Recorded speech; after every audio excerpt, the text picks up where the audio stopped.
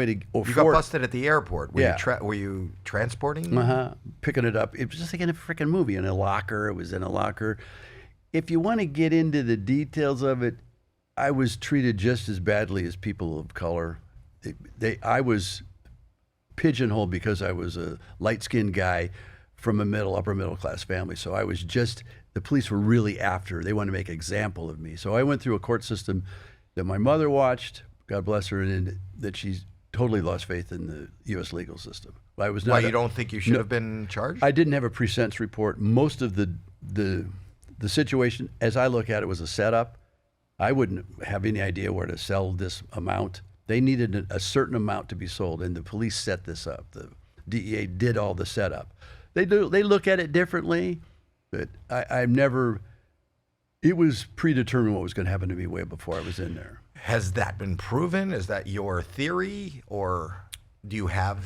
I was not allowed a pre-sentence report. The only people in my pre-sentence report were 2 DEA agents and the arresting officer. I don't know what a pre-sentence report is. You go in there with your attorney, and the judge decides whether you go out and bail or not.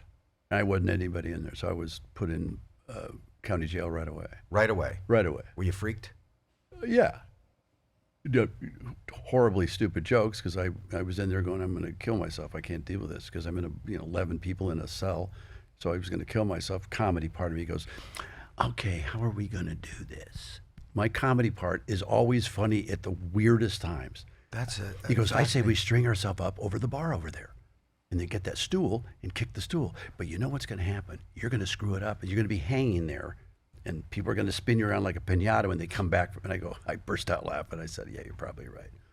But this was a serious consideration. Yes, because they said I can't do it. At that point, it was called the Rockefeller Act. Anything over a certain amount was life in prison. They were going to do this. It started in New York and then spread east. It was called, they wanted to stop drugs like they're trying to do now by increasing the sentence or putting in people in prison.